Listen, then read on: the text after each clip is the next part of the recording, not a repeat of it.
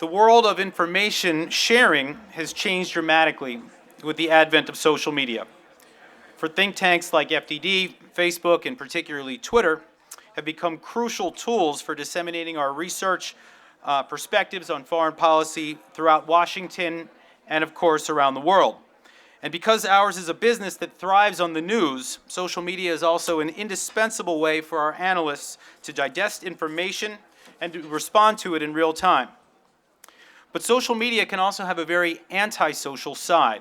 Twitter, for example, is a platform that, in the words of one of our panelists, unintentionally orchestrates thousands of introductions every day, connecting people at risk of radicalization with extremist clerics and terrorist propagandists, even facilitating online meetings with hardcore al-Qaeda members. Indeed, social media have become soft power weapons in the hands of terrorist groups and rogue regimes for the spreading of propaganda, for psychological operations, and even recruitment. And remarkably, they do so on equal footing with other social media users. The terrorist groups Hamas, Hezbollah, the Taliban, Al-Shabaab all maintain Twitter accounts. Syria and Iran state media also use Twitter to disseminate their messages. Iranian President Hassan Rouhani, Supreme Leader Ali Khamenei also have taken to Twitter. And while this is applauded by many here in the West, it's worth noting that they use our platforms to spread their messages. But we lack the ability to do the same in Iran, which has made such media off limits. Of course, these online tools can also be wielded to challenge the rule of despots and autocrats. Mark Feifel, a former Deputy National Security Advisor, famously argued that Twitter deserved the Nobel Peace Prize for its purported role in the June 2009 protests in Iran. And I, for one, distinctly remember watching the Tahrir Square revolutions take place in early 2012, one 140-character tweet at a time. That was when I first joined Twitter. And of course, more recently, we've seen Twitter have an active role in the Gezi Park protests and others around the Middle East. Our next panel will examine whether social media is a game changer for dissidents or if it is a tool for regime and terrorist exploitation. In addition, the panel will address the controversial question of whether governments should exploit and monitor social media as a means to prevent the spread of online radicalization. Joining us today to tackle these issues, we have J.M. Berger, a frequent commentator on these issues and the author of Jihad Joe, the first comprehensive history of the American jihadist movement. We also have David Gartenstein-Ross, a senior fellow here at FDD and an adjunct assistant professor at Georgetown University. And finally, we have Kelsey Atherton, the online defense tech writer for Popular Science magazine. Please give them all a warm welcome. Okay, so let me start with let's get right into it. We have laws here in the United States that ban, for example, Al-Manar from operating. They are a specially designated global terrorist entity. The same goes for Al-Aqsa Television, which is owned by Hamas. Why should we in the United States not be going after these same terrorist organizations that have a handle on Twitter? Why should they not be banned? Why should we not be getting rid of, to the extent that we can, the formal presence of terrorist organizations on social media platforms? And the corollary to that is, are we keeping them there because we can learn from them? Can we glean something from the information that they provide us? And is that more valuable than perhaps booting them off of the platform? JM, do you want to get started? Sure. So the heart of the difference between something like Al-Manar and a terrorist account on Twitter, there's two elements to it. One is practical, because the nature of Twitter involves no infrastructure. It involves no physical presence. It's easy to stop Al-Manar from operating in this country. It's much harder to suppress people on Twitter because so many accounts are individual. It's hard for people to know sometimes when an account's official, when it's used by an officially designated terrorist group. And Twitter in particular also has a lot of attitudes about freedom of speech and expression that they believe they are defending. So you don't have the sort of like the just easy way to interdict them. On the other hand, there's the question of what we learn from them, and that one is where you get into some calculus, I think, because a lot of these accounts are public relations accounts. They're like very large, very visible public relations accounts. Al-Shabaab, most famously, and now gone from Twitter, Al-Qaeda in Iraq has several really very robust presence on social media that is carefully coordinated. Some of these accounts are useful sources of intelligence, and some of them aren't. And one thing that I don't think we do very well sort of collectively is distinguish between when somebody's telling us something that we can use in it for counterterrorism purposes and when they're advancing their cause more than they're helping us. And ultimately, it's not a policy decision at this time because there is no taste to try and enforce the same kind of legal restrictions that you would use against a bricks and mortar company like Almanar against Twitter. I think there is a judgment in the administration and I think it's probably a correct judgment, that people would freak out. Well, have there not been, and feel free for the two of you to jump in, but have there not been cases where Twitter has in fact ousted some terrorist groups from Twitter for violating their terms of service? So in other words, they will potentially have the appetite to do so, but it takes, I guess, going past a certain, dare I say, red line. David, do you want to weigh in? Well, that's precisely what it is. That when a terrorist group or an extremist group using Twitter threatens somebody, for example, and JM has often reported groups like Shabab for their violations of Twitter's terms of use. That's the red line which they go beyond. But Bret Stephens said on an earlier panel that liberalism tends to be a negative ideology. It establishes ground rules for discussion and debate, and I think that's absolutely correct. That's the way Twitter sees itself. It's established a set of ground rules. It allows all entrants in, and if they violate the terms of usage, that's when their account gets pulled. Obviously, it's not that difficult for them to then come back. That's why you had about 5 or 6 different Shabab accounts during the course of the Westgate Mall attack, which was very confusing because as they got booted and new accounts sprang up, it became difficult to distinguish between those which were genuine sources of information and those which were rather malicious spoof accounts, which were spreading disinformation about that attack. Should we then be adding a little blue check mark next to the official Twitter handles so we know who we're dealing with? Yes, absolutely. We should get them to verify. You have to send in to get that blue check. Your passport. I'd like them to send in also their location information, geolocation. Don't forget bank accounts. Yes. I want to clarify one thing in what David said. There is one red line in here, which is a direct specific threat of violence, but that is not enforced by Twitter. So what happens is Twitter will generally enforce anybody who crosses that line, but then it erratically enforces against other people. So there are accounts that are very low profile accounts that nobody ever hears about except me, that I see get suspended and disappear without any visible violation of the terms of service.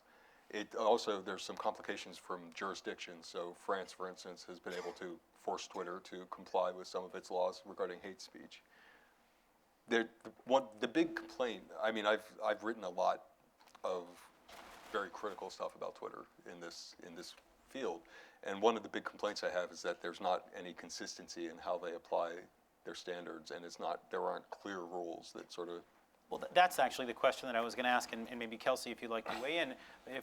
If Twitter is removing some for, I guess, some alleged violation of terms of service and then allowing others, does that not seem to be an approval of those accounts, such as Almanar or Hamas or what have you? It's more a case of being overwhelmed, I think, than it is a case of directly approving of these accounts' existence. You mentioned the where's the blue check mark for an Al-Shabaab account. The blue check mark for an Al-Shabaab account is when it's shut down. That's when we've identified it correctly and are able to, and Twitter is able to label it as this is actually an account that is crossing those red lines, as JM mentioned. But there's a ton of accounts. Twitter is full of, I believe, there's 400 accounts pretending to be the same photogenic cat going around. It's really hard for Twitter to narrow down everything and pick and verify it, so they choose to pick their battles, and the ones they pick are when there's red lines to cross, and that's when they hunt it down. It's not, Twitter isn't endorsing these views the way a publisher would if they were putting it out there. They are, I'm guessing again, but it seems to me they see themselves more as they're a platform. They are a place other people write things that are authored there, so the authorship is divorced from the company, and when it's bad and when it violates those terms, in cases Twitter will sometimes go after them, but because they haven't found everything doesn't mean they're endorsing everything that's out there. So let me ask you this. How valuable is this platform for the intelligence community? I mean, I've heard a lot about how much you can glean. When I follow these accounts, and there are a number of them that I follow, it does look like a lot of noise. It's a lot of posturing. It's a lot of actually trolling of Western governments. It's not necessarily putting out information. But I mean, in your estimations, perhaps all three of you, how important is this for example, the NSA, to glean information, to learn about these people so that we don't need to put boots on the ground in terms of human? I mean, this is SIGINT, I guess, at its most basic form, is it not? If I could just jump on this one real quick. Please. I would be worried if the NSA is relying on Twitter as their primary means to track these people down. There should be other ones, there should be other communications that the NSA has access to that would be far more revealing, because the thing about Twitter is this is what people choose to make public. And while you can track it down, and I'm sure JM and David will go into what the intelligence value is there, the NSA should have access to far better information and more meaningful and direct intelligence than this. Gentlemen? I'll say I think it is of some intelligence value, in part because when jihadists and other extremists are getting onto Twitter, you often divulge more information than you realize. So I will say that I think that Twitter can be useful to track down some other info, the non-public info. As an intelligence tool, I think it's extraordinarily helpful for open source analysts. And to some extent, government is reliant upon open source analysts. The reason being that the more I work with people in government, the more I see how you often don't have the pools of deep domain expertise that are built up because of the way people are forced to flit from one issue to another. To that extent, I think it's very helpful. But in terms of SIGINT value, compared to all other kinds of SIGINT, I would put Twitter very, very low down the list. So here's my perspective on this. I started pursuing al-Shabaab social networks after Omar Hamami showed up on Twitter. A lot of people came out of the woodworks to dispute with him from al-Shabaab. So Just give us a second who Omar Hamami Omar is. Hamami was the American jihadist from Alabama who was most famous for appearing in a terrible rap video that al-Shabaab put out to try and recruit Westerners. And he got into a dispute with al-Shabaab that claimed al-Shabaab was trying to kill him, and this provoked a lot of discussion on al-Shabaab social media. So by the end of my pilot experiment with this, I was tracking more than 600 al-Shabaab social media accounts. Not the HSM press of the world, but these are al-Shabaab members who are using social media to talk to each other, many of whom don't realize that they're being observed. There's been a trend recently, a lot of terrorism analysts have started openly following terrorist accounts, which makes me insane. If they don't know you're watching them, if they think you've got an account that has 10 followers and is following 15 people and they know them all personally, they're going to talk much more openly. So during the heat, really the major developments during the Hamami saga, where there were battles within al-Shabaab and al-Shabaab crushed much of the resistance. I mean, I was able to get an extraordinarily detailed picture of what was going on, and you can get corroborating sources from different directions. And I think this is going to change. It's not a constant thing. So a lot of these guys are becoming more aware now that other people might be watching them. But even still, there's an intimacy to social media. People forget that it's also public. So more value, perhaps, than what David would argue. I mean, I'm not going to necessarily put it up against SIGINT, but you can combine the two too, because if you know from somebody's OSINT that they're an al-Shabaab member who's involved in a faction in al-Shabaab and doing activities in an area, you get a subpoena and you can get their IP address and you can get their location and you can do a lot more stuff. So. Yeah, and that's exactly what I was talking about in terms of they're giving up more information than they realize. They can give up geolocations, and you can find other sources of communications based upon the fact that they decide to establish a Twitter account. Yeah. Right. It's worth noting too that Twitter is a service that can be done from a dumb phone. You can send it out through a text message from just a regular cell phone, and that has with it a bunch of information about location, where the tower is, where it's being received. And that information on that end is certainly valuable. And foreign fighter arenas, al-Shabaab, Somalia, and in Syria, almost everybody is using cell phones to access it. So. Sure. Just to move on to another question.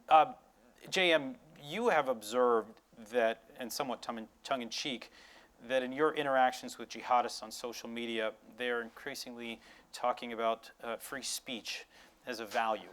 Do you want to talk about that for a moment? Well, it's a funny thing. So this has come up frequently in the context of, first in the context of Hamami's problems, and then later as I have been visibly involved in kind of lobbying for certain terrorists to be taken off of Twitter.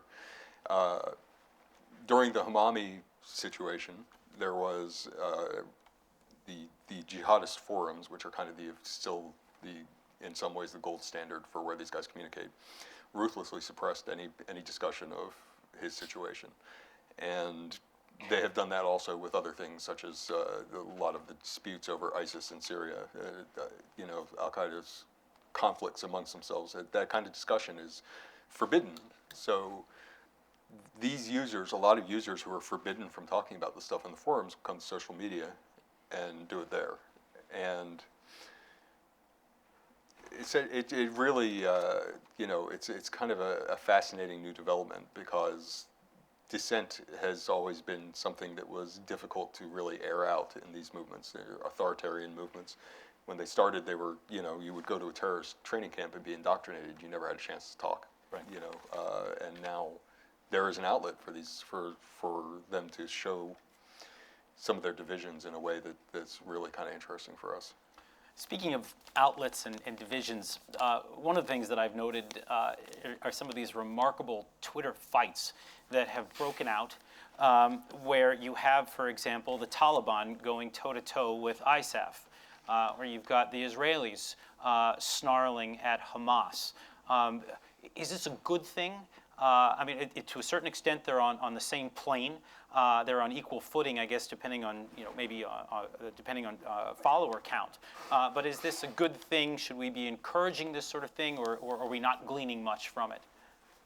I mean, as media who gets to write about it, I find it great because it's really compelling. But I don't know how tremendously valuable it actually is for ISAF to spend their days yelling at the Taliban for countering how messages the Taliban is and trolling each other back and forth.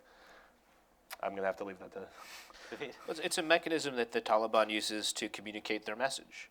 And as a result, ISAF also has a Twitter account.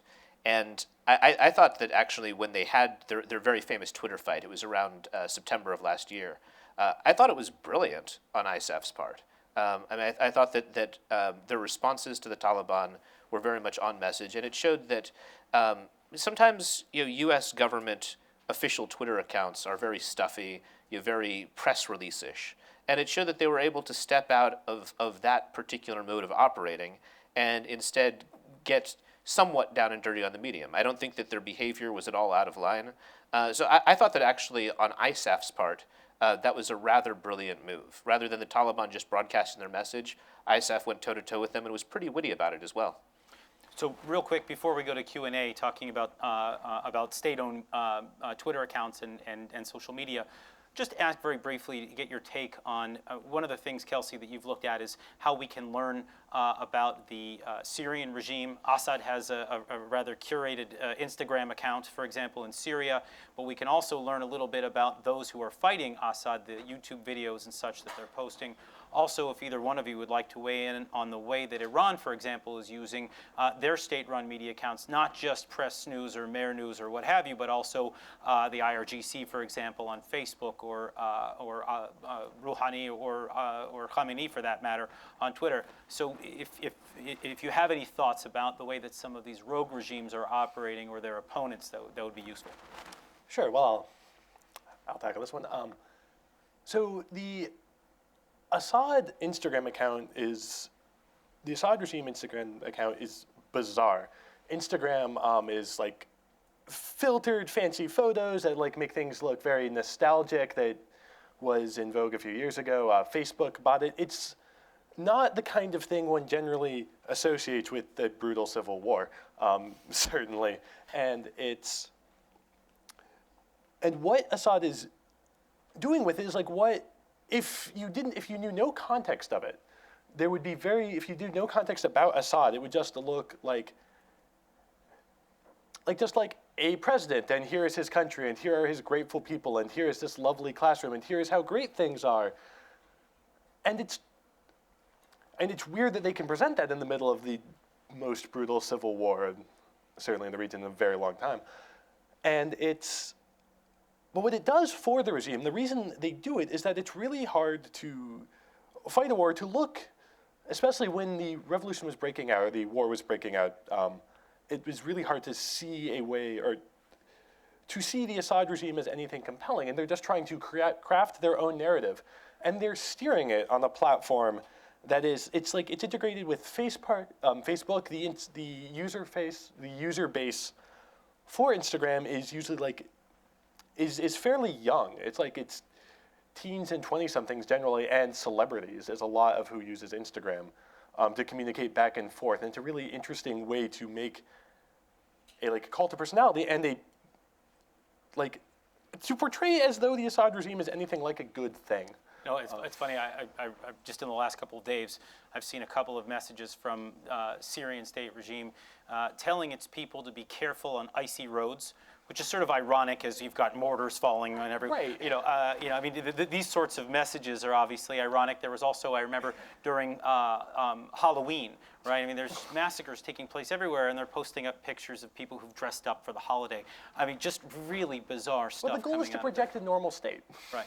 And it's much easier to say, beware of icy roads, and look, we're a functioning government out for your interest, than beware of IEDs from the civil war that we're brutally fighting. JM, real quick, if you'd like to talk what you've seen about the Iranian messaging on social media. Any observations? Yeah, I mean, I'm not have a high level of expertise on it, but it's hard to miss a lot of it. There is certainly a great deal of Iranian presence on social media, both in terms of sort of media companies and fake media companies, news sources, sort of like Cliff was talking about in his opening remarks this morning. They have very strong presence on social media. There are also Hezbollah and IRGC operatives who have social media accounts. There's a guy on Twitter named Philip Smythe who documents, he's one of the few people who really documents what the Shia militias and Hezbollah are doing in Syria, and they have almost as robust, possibly, it's competitive. It's not as big as the Sunni movement, but they have really a very competitive messaging stream that is putting forth the other side of that conflict, and we in the West actually don't seem to pay a lot of attention to it, but I think other people do.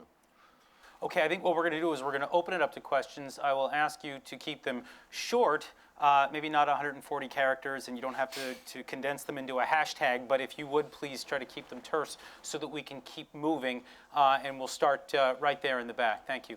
Yeah, thank you. My name is Rafael Rohozinski. I run something called the SecDev Group, and I'll give a bit of a background here because we provide a lot of the advanced open source analytics in support of both the Canadian government and the US government in both Syria and Iran. One thing I would say about advanced open source is, first of all, Twitter is not the only social media. There is a universe of social media out there, and in particular in a place like Syria, you have 22,000 verified Syrian Twitter accounts. You have over 3 million Facebook accounts. So there's a very, very great difference and variety of what you can get in terms of intelligence value when you look across the media. Secondly, these media are very different in terms of what they do. One of the things that I think is undervalued about them is the degree to which they have created a tremendous amount of resilience within that middle ground of society that you want to actually preserve. The middle ground of society is the one where real civic debate happens. And I think this in Syria has become probably the biggest game changer that social media has made.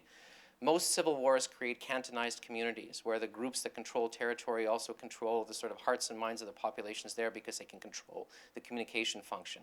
If you look at what happened in Bosnia, if you look at what happened in Lebanon, that's essentially what you had.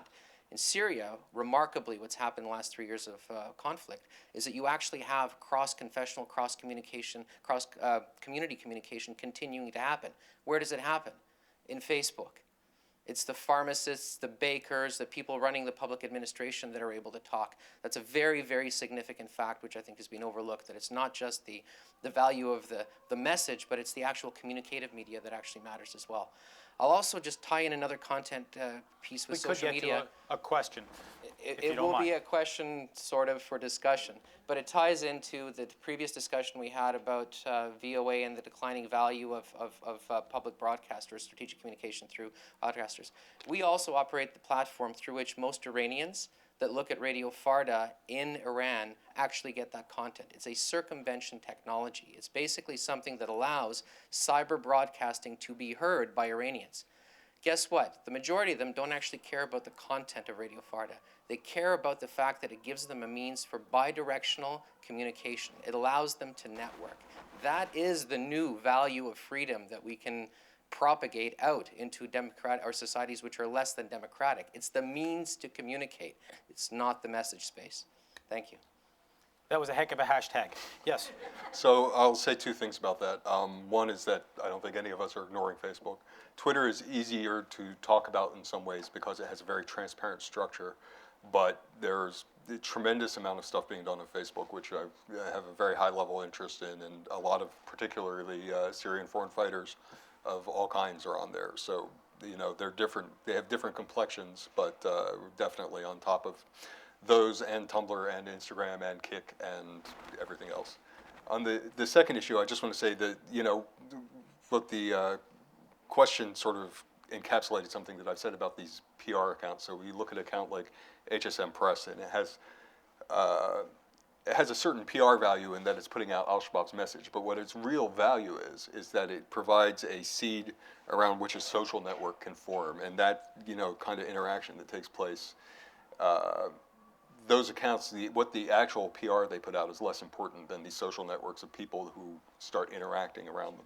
So, If I could just jump in for 1 second on that, I think also, and we talk about Twitter, and I especially talk about Twitter because that was Twitter, what was really easily accessible to the to media, especially to American media covering the revolutions in the uprisings and then the conflicts in the Arab world. And there's a very clear bias towards what's easy to write about, what's in English, and what we can see. And so that's why Twitter tends to dominate the discussion, but there's tremendous other networks out there, as J.M. mentioned, and there's plenty of other media used, and other ones like we don't traditionally think of as social networks like YouTube, which we normally think of as just this is where videos are, but that's still being used for communication and networking and such. I want to make one quick point, which I think is important to analysis of social media. I think that the point that was made there that Facebook can help to preserve a middle ground within society through communication is an important one for one reason. I think that a lot of analysis of social media gets it completely wrong because people only look at positive feedbacks and not negative feedback. So what I mean by that is you might have factors that tend to accelerate something. For example, Twitter can serve as an accelerant for extremism, as we talked about. But then you have negative feedbacks as well, things which tend to hedge against that. And often when we look at technology, particularly in the 21st century, where one of the primary grounds of conflict is between nation states and non-state actors, technology is often thought of as being unidirectional, that it empowers non-state actors at the expense of the state. Whereas in actuality, when you look at how it games out over time, even though you might have non-state actors who can communicate much better, often the state can then in turn surveil them much better. So when we look at social media, it's always important to factor in both positive feedbacks and also negative feedbacks, those things that cut against a prevailing trend. Okay, we've got a question in the back there. Hi, Hedy Amiramati from Word. JM, I'd like to put a shameless plug in for you. I mean, the stuff you put out on Twitter is so helpful and so useful, so thank you for that. I encourage people to follow him if you don't. I believe it was you who wrote an article about non-experts not getting involved with tweeting with some of these terrorist groups and some of their outlets. And can you talk a little bit about that, like what problems that poses when non-experts get involved in that arena? well, so there's a couple of dimensions to this. I mean, in some ways, the only thing that really, the biggest thing that bothers me in that realm is OPSEC. So when people start digging into these networks in a kind of amateur way, and you stumble across the guy who has 10 followers and is talking to other Al-Shabaab members and thinks he's invisible, and then suddenly, somebody born in the USA, 23, starts following him on Twitter, you're losing that intelligence. So I wish people would be more discreet in observing these accounts. On the engagement front, it's kind of interesting. More, obviously one of the things that's really kind of new in this social media realm is that you can talk to foreign fighters in Syria if you want to. You can get on Twitter and you can have a conversation with them, anybody, and these conversations can go a lot of different ways. So, some people are using it, journalists are using it, analysts like us are using it to try and get information, to do interviews, and to sort of test out different kinds of engagement with an idea of sort of looking for ways to counter violent extremism or learn about countering violent extremism. Then there's a subset of people who just hurl abuse that is undiscriminating abuse. It'll be anti-Muslim, it'll be racist, it'll be just crude and stupid, and it reinforces stereotypes about us that some of these guys subscribe to. Then there's like a whole subculture of people who are basically on both sides, jihadi side and on our side, who are just basically out to troll each other all day long, and they spend all day arguing about the West versus jihad on Twitter, and then at the end of the day they're like, okay, well, I gotta go to bed, see you tomorrow. So. Other questions? Yes, sir. We can get a microphone up here in the middle.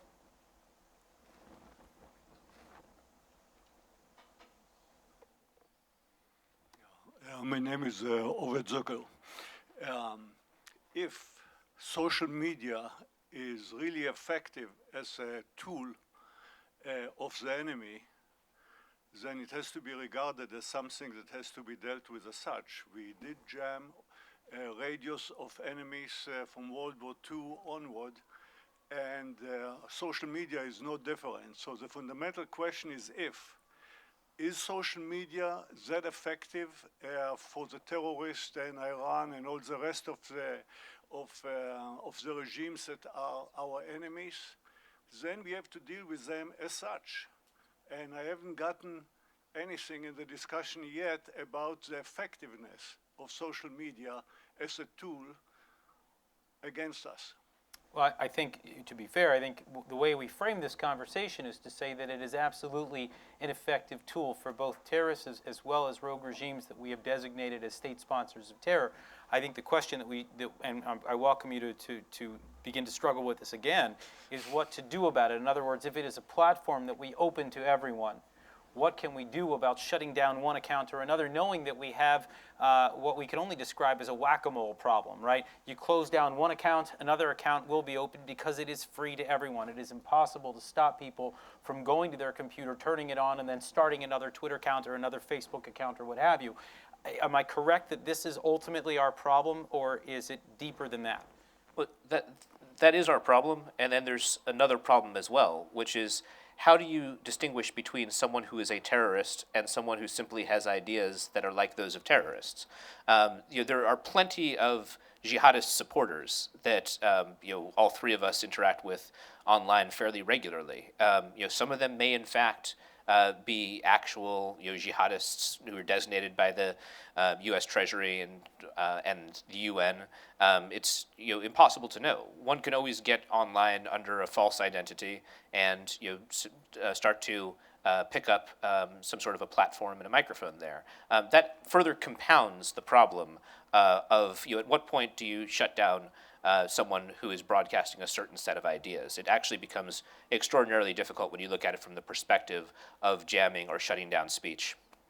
So it's not always impossible to know. It is often impossible to know, but there are tools you can bring to it. There are network analysis tools. Yeah. There are different ways you can kind of narrow it down. What we get into, there's a couple of different reasons why we don't more aggressively go over this. The first one, and the most important one, I think, is that as of right now, services like Twitter and Facebook are covered under the same laws that telephones are covered under. So telephone company is not liable if you use the telephone to carry out an act of terrorism. You use your telephone to call somebody and tell them to plant a bomb. The telephone company isn't liable for that. As of right now, our existing legal structure, the prevailing opinion is that Twitter and Facebook are protected by that same law. They are carriers. They're not. Their utility. Yes. Except that they also have a broadcasting component, which then is, our legal structure doesn't doesn't account for. So legally, that's the thing that, you know, aside from general principle, which I think there's a big discussion to be had about that too, that's the thing that sort of stops that from happening. You know, in a broader sense, it's not entirely bad for us to have these guys out there. It just needs, I think, where I think we don't do a very good job is distinguishing between accounts that are doing more good for the terrorists than they are for us. And we can't always know. I mean, I see accounts being suspended. In fact, since Westgate, there have been a lot more accounts being suspended, and I can't tell why they're being suspended, but from their profiles, they're the kind of accounts that I would want to see continue because they're connected to valuable intelligence.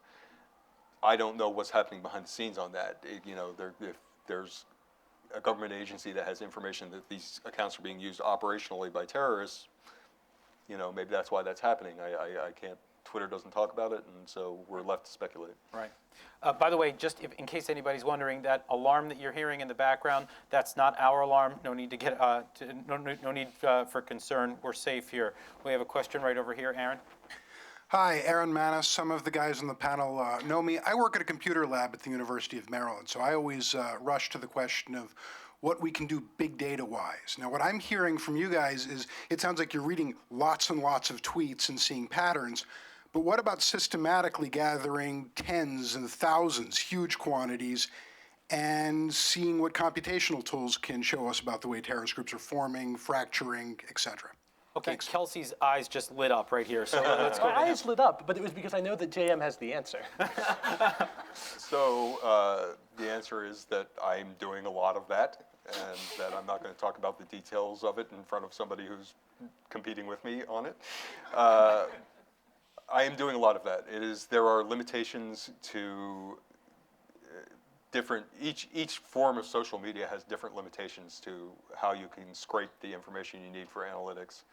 I'm working with people to try and solve some of those problems, but the fact is that when you want to get into, you know, everybody wants this solution, this magic big data solution is that we're going to watch the entire internet and somehow, you know, we'll have an algorithm that's going to predict attacks. My approach has been that you should identify smaller sets that you can work with to try and predict attacks or to try and gain intelligence, to try and see who's influencing people, you know, philosophically and ideologically. Twitter, one reason we talk about Twitter more than other things, or at least I do, is that Twitter is a elegantly transparent system of communication in which you can do a lot of analysis very easily. It gets harder when you get into Facebook, when you get into Tumblr, and some of these more complicated forms of interaction. But yeah, I mean, I think those tools are extremely powerful. I think there's a lot of people spending a lot of energy in kind of misguided directions on that, but I think it's starting to shake out, and you know, there are some examples of really using this in really kind of strong and compelling ways, and I've published some stuff on that. I did a paper on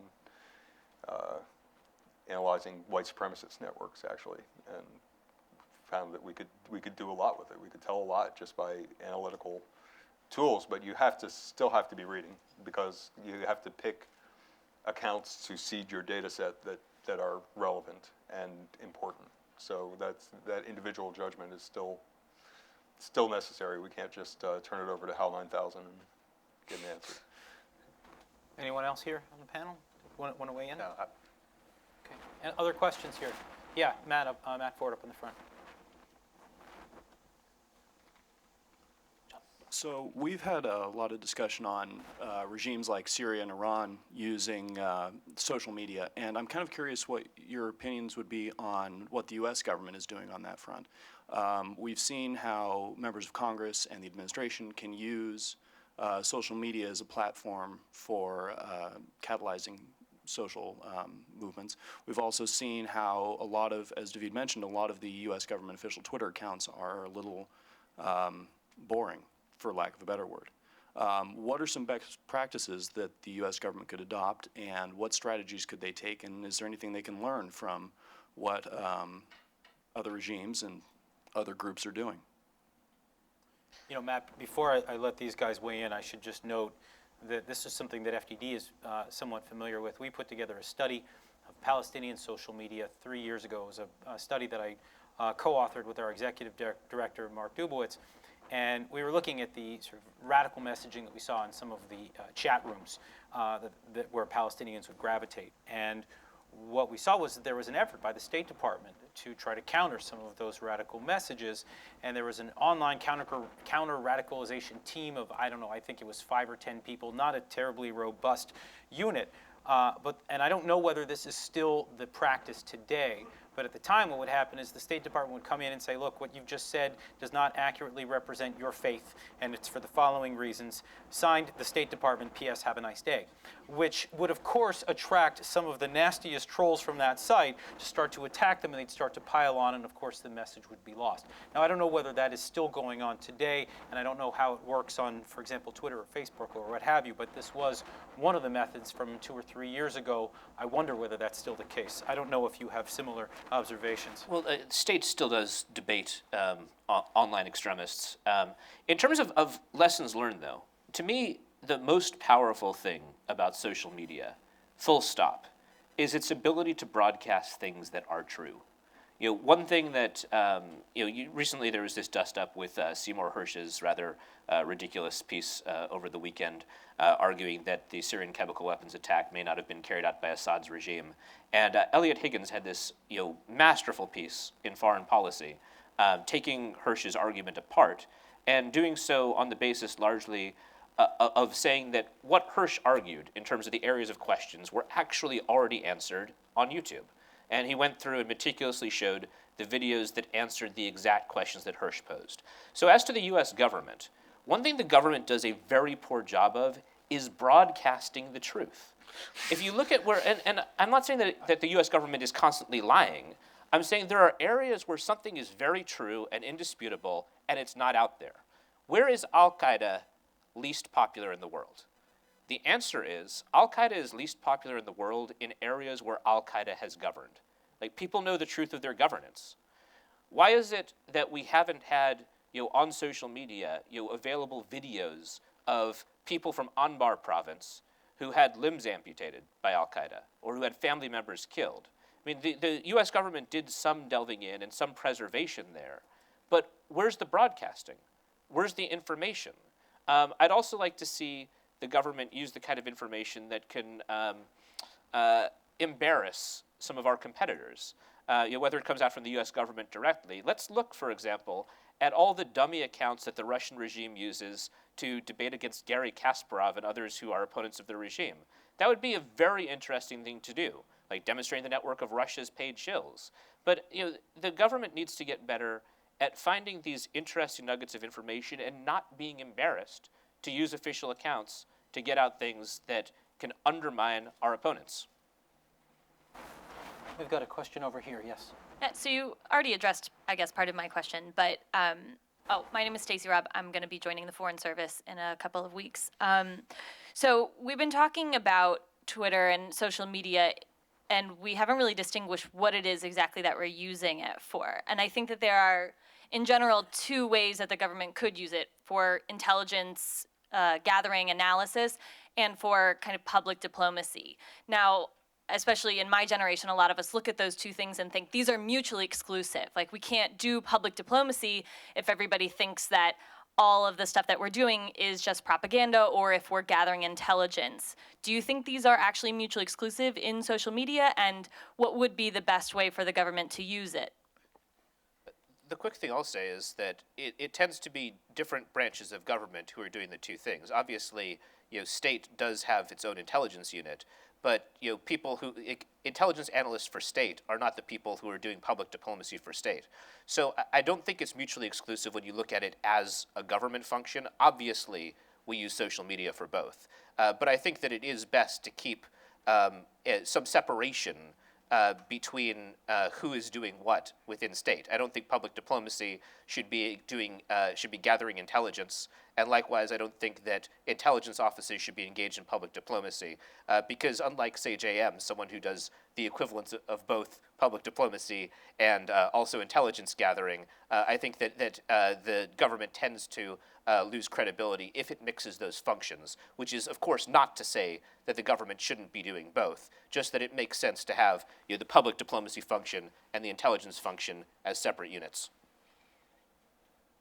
The intelligence function it can be done almost entirely passively, and undetectably, whereas there are times when it is useful to do something that disturbs the ecosphere, like have an undercover account or some tampering or infiltration that gives you access to something you wouldn't have access to otherwise. But the vast majority of what you do can be done undetectably, whereas public diplomacy is wading in full into the water and splashing around and getting noticed. So I think that they can live separately, but certainly, if I was an intelligence agency, I would watch what the public diplomacy was doing, and I would probably try and piggyback on some of that activity. And that's, maybe Edward Snowden will have a PowerPoint on that for us next week. I don't know. Almost man of the year. It looks like we've got 2 more questions. I think we'll have time for both of those before we wrap up. So we'll start up front and then move to the back. Hello, and thank you. My name is Tal Harris. I'm from the One Voice movement. I wanted to ask, sometimes when we use social media, it feels like people are very much in their own cocoons, meaning like they speak to each other, but people on the rivaling camp are not even exposed. I mean, when I'm Israeli, so, there was a Gaza war, and all the pro-Israel are talking to other pro-Israel, and all the anti-Israel are talking to other anti-Israel with distinct hashtags on Twitter and distinct Facebook groups on Facebook. So how much, actually, maybe it diverges a bit from the main topic, but how much do you identify on social media the actual interaction, clash, or dialogue between rivaling groups, actually? More every day. Through various things I've written and done, I've become a bit of a magnet for it. So I have, these sometimes jihadis will sort of like pop out of the woodwork and want to argue with me for a while. Most of them lose interest pretty quickly, but some of them stick it out for a while, and we have, we can go back and forth, and it's instructive for me because it helps me understand where their arguments are weak, or where there's, a place that you can kind of push and get some back and forth, and I assume they're getting something out of it. I don't know what. Increasingly, there is a lot of sort of cross-pollination of these social networks, and you can see it. There are certain analysts like Aaron Zellin and Evan Coleman who all the jihadis follow. They're like, when you see a jihadi account start up, sometimes you like look at the first 20 accounts and they're always the same, and they always include those 2 guys. So there is, I think that we're going to see more of it. It's the nature of social media to go out there and challenge, and I think you can also certainly use some of the tools to get your message into their streams, such as, there was Al-Qaeda was using a hashtag. A bunch of Al-Qaeda members were using a hashtag to try and brainstorm ideas for new media products, and I crashed that with a bunch of sarcastic comments, and then BuzzFeed did something on it, so thousands of people crashed it with sarcastic comments, and I think we'll see more stuff like that going forward. I think it's part of the nature of the beast. Yeah, I think the only question that I would ask is whether that helps foster understanding or just makes a cacophony of just noise on Twitter. It's a little right. column A and little column B. There's also some merit to noise in that. If we drown out Al-Qaeda brainstorming, I think that's a noise we're all okay with. Right. Right. And one thing we were talking about just before this with a few of our colleagues is, is Twitter going downhill? And my response was no, but there are certain ways that it makes us think and communicate that are subpar. And if one doesn't understand that, then you're going to have problems with the medium. I think the problem that we've come across right now I think that Twitter as a whole, as it's expanded, has come across the problem that you do have a cacophony of noise. And a lot of times with this cross-pollination that you talk about, it's not coming from the intelligent people who you'd want to debate, but rather, I mean, everyone here is on Twitter, so you know this. When someone is objecting to something that you've written, you're usually not hearing from kind of the calm, well-reasoned person who is going to provide you with a number of reasons as to why they diverge from your opinion respectfully. Instead, you're going to hear from the idiot who is insulting you and is putting up hashtag false flag. And one of the problems is that when that is representative of the other side, we live in a complex world, and it leaves you with the impression that these are very non-complex questions, and everybody who disagrees with you is the equivalent of this idiot who's trying to troll you on Twitter. So I think that with the expansion of the medium, that actually is the problem that we have, and that's why right now I think that the cross-pollination that we have is much more the born in the USA 27 versus versus I love Osama 29, rather than the kind of real cross-pollination of ideas. And I think that will change at some point, but I think right now what you have is the bottom trying to argue against the top, or the middle, or the bottom. I mean, numerically, 95% of what is on Twitter is garbage across the board. So everybody the please 5%, join. But the 5% that's good is very good. And, just because there's a lot of noise doesn't mean there's not good stuff. Okay, I saw one question in the back. Do we still have one? We've got Armin Rosen, one of the trolls that David was talking about. Yes, sir. Indeed. This is a question about the ever-fascinating Omar Hamami. So Hamami had a real kind of willingness and even an enthusiasm to reach out to Western experts and journalists and so on. Is he unique in that respect? And what do you think sort of the consequences were, the impact of Hamami's sort of very high public profile for a jihadi? Well, Al-Shabaab, in one of the first times it actually pushed back against Hamami's narrative, accused him of being a narcissist, and I think that was a pretty accurate diagnosis. Hamami was unusual to the extent to which he courted this, but it's certainly not unprecedented. Zach Chesser, who was U.S. Involved with Revolution Muslim, a radical blog, he would get into things. We got a very famous correspondence with Jared Brockman, and he would occasionally troll others of us in different ways online. There are people who really like to get attention, and if they happen to be in a place of the world that you're interested in and doing something that you're interested in, then it can be useful to give them that attention that they crave. There are other guys who do engage with us in various ways, various of us in various ways, depending on who it is and what they want out of it. So I think that this is a wave of the future. And as to consequences of that, one consequence, in my view, which was quite negative for the analysis of terrorism analysts, is that Hamami's interpretation of what was happening within Somalia caught on in a way that I don't think it deserved. Now, granted, there's a limited amount of sources of information for Somalia, which presents remarkable problems for reading what's happening with Shabab. I would say that the record of people, analysts who try to understand Shabab over the past 3 years has been utterly horrible, and it's just demonstrably so.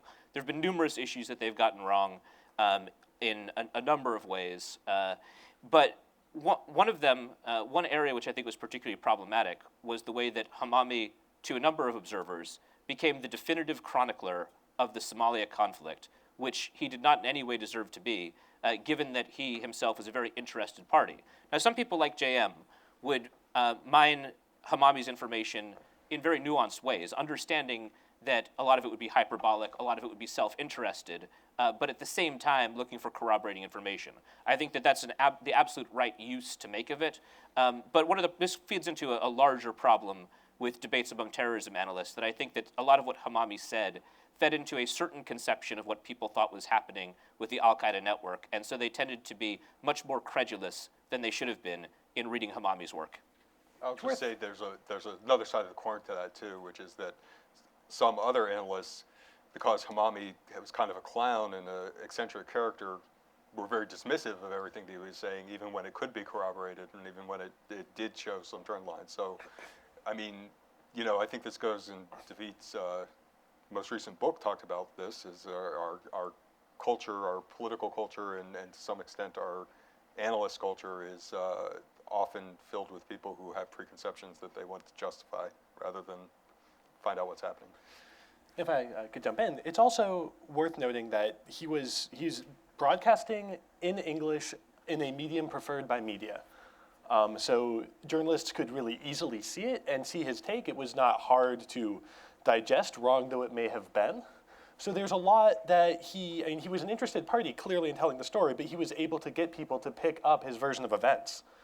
And that's a lot of what people are doing with this, because social media there's a lot of interaction, and we talk about the networks and the relationship, but one of the big ones is that it's broadcasting. And so not only are they talking to the people they're directly talking to, they're creating a narrative for others to see.